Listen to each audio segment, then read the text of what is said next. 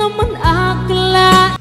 Narito tayo ngayon upang matunghayan ang napakainit, nagbabaga at talaga namang usap-usapan at maraming pinaka-inaabangan na issue ni Ate Erica.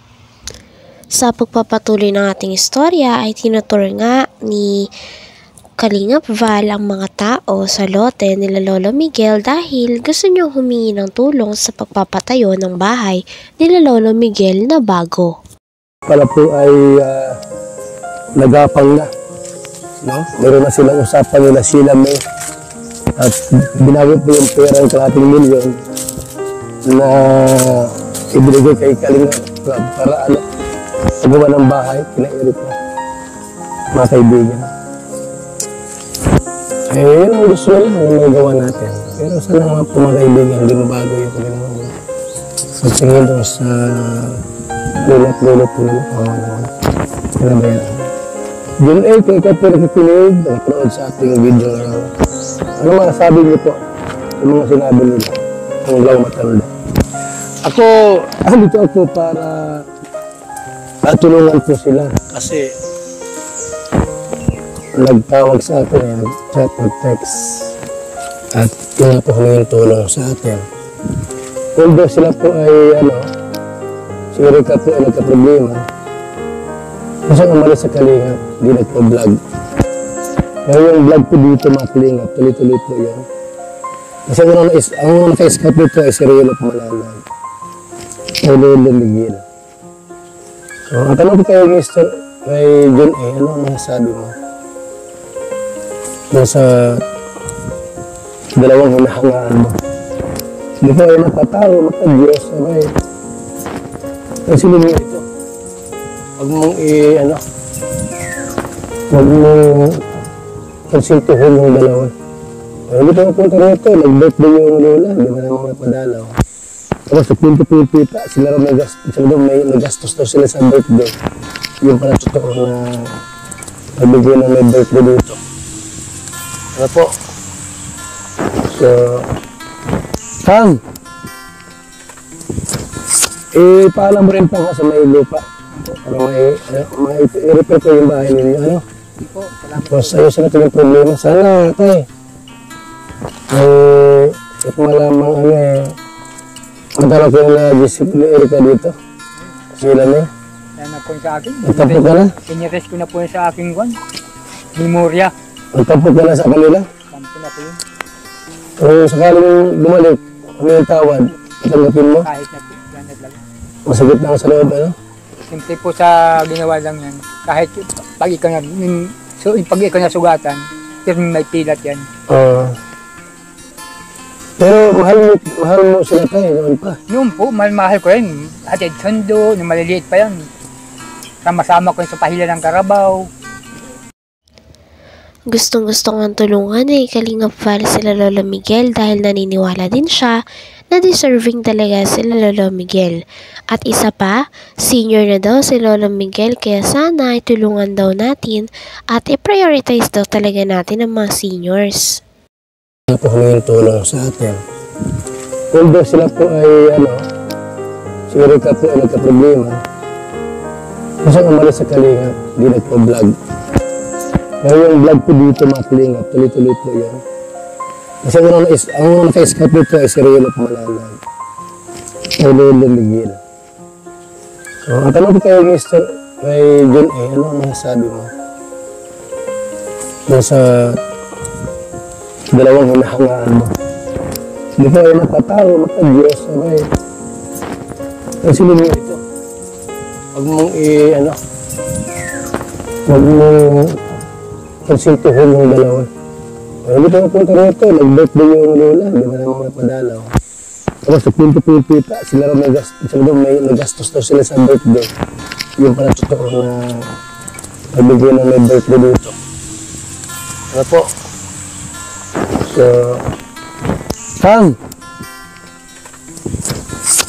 paalam mo rin pa nga sa may lupa. Para i-repair ko yung bahay ninyo. Ano?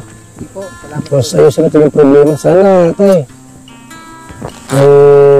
kung malamang Matala ko yung nag-isip ni Erika dito. Sila na. Yan na po yun sa akin. Nagtapo ka na? Pinires ko na po yun sa aking memorya. Nagtapo ka na sa kanila? Tampo na po yun.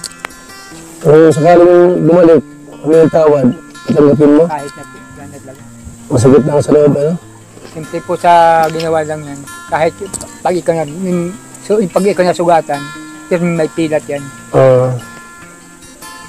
Pero mahal mo sila tayo noon pa. Noon po, mahal ko yun. Hatid sundo, nung maliliit pa yan. Sama-sama ko yun sa pahila ng Karabaw. Tanggal. So ngayon, wala na. Wala na. Hindi ko hinihiwalay sa aming mag-asawa yan. Dalawang yan. Maliit pa, nasa kompa po kami sa Labo, sa Malasugi. Yung kasama sila. Yun po. Maliit pa po yun. Maliit pa lang. Eh ngayon, nag-ibang ugali. Nasa pa kayo magulang yan, yung tatay niya? Ay, na-aksidente po, taga Mindanao yun, taga Namatay na. Agusan del Sur. Patay na. Na-aksidente yun. So ikaw na nagpalaki. Kami ang nagpalaki. Ilang taon yung namatay yung tatay nila? Ilang taon sila Erika? Sige namin ako. Siguro, mga grade 6 po yan. Ang mga bata po. Ilan sila magkakapatid? Dalawa lang sila? Dalawa lang po yan. Kaya nalalagaan namin, tuwa-tuwa nga ako, unang apo ko sa babae. Minalmahal ko. Eh, paglaki, nagkasungay. Wala na aking mga bata ito. Talagang ginagawa nga ni Kuya Val ang lahat nang sa ganun ay matulungan niya sila Lolo Miguel. Nahawa kasi siya kay Lolo Miguel dahil ang mga apo nito na si Ate Erika at si Sheila May ay iniwan na lamang sila basta-basta nung oras na nagkaroon na ng pera ang kanyang mga apo. Hindi po, taga Mindanao yun, taga Namatay na. Agusan del Sur. Patay na. Na-aksidente yun.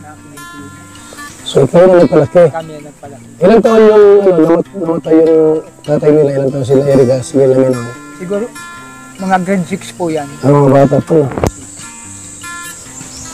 Ilan sila magkakapatid? Dalawa lang sila? Dalawa lang po yan. Kaya nalalagaan namin, tuwa-tuwa nga ako, unang apo ko sa babae. Minalmahal ko. Eh, paglaki, nagkasungay.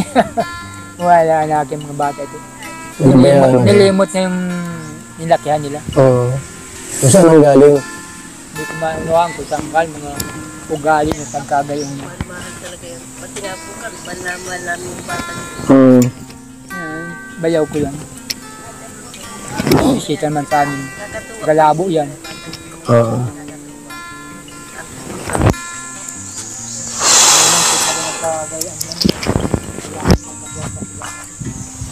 Hindi na kayo sa eri? Hindi ko may interest yung kwarta niya. Sanay ako sa hirap.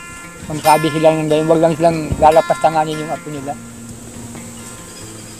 Ba't di kumampis sa babae na yun? Kay Enay Torres. Ay, yun po ang kanya, laging kausap. Siguro yung Tapos pinakil na kayo. mga diabatong salita. Tapos kinukumbinsi na kami daw ay kumbinsin ako na yung padalang pira na tiyatanggap ko.